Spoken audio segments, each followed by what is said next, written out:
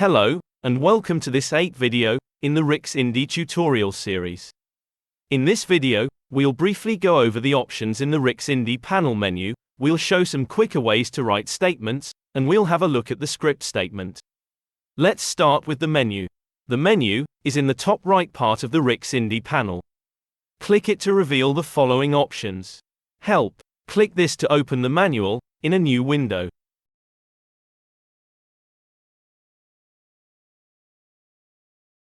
Load into XML structure. We've shown this in part 4 of this series. It loads the current data file into the InDesign structure view.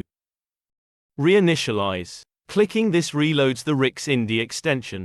You typically don't need this, unless you encounter strange behavior in Rxindi. Logs. Click this to open the folder that contains the Rxindi log files. These can be useful for diagnosing issues. Next, on to statements. In the very first video in this series, we talked about placeholders and statements. A placeholder is a special marker consisting of a $sign and curly braces. It lets Rxindi know that there are statements that need to be processed. Up until now, we've put every statement in its own placeholder. It is also possible, however, to put multiple statements in a single placeholder. You then separate them with a semicolon. Both styles of writing multiple statements are perfectly fine, just use what you prefer.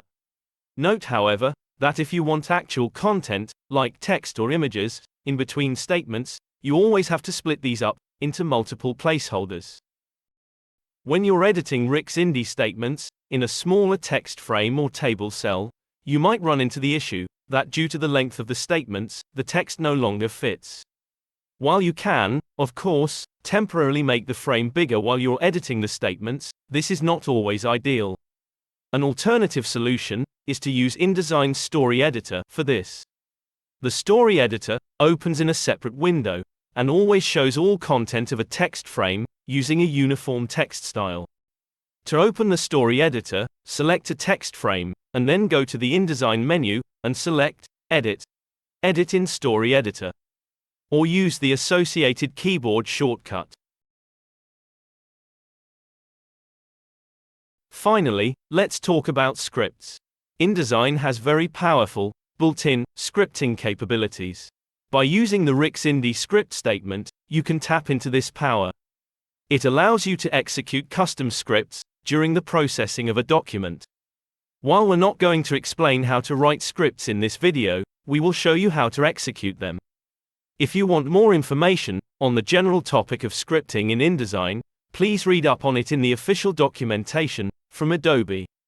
For details on how to prepare scripts for use with Rxindi, have a look at the Rxindi manual.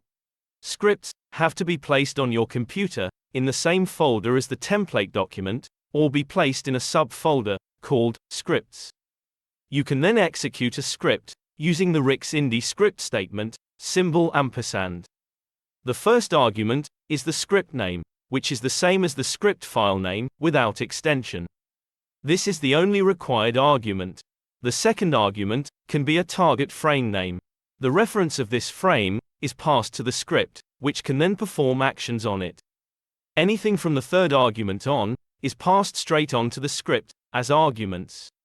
This particular example script rotates a frame, changes the text, and changes its background.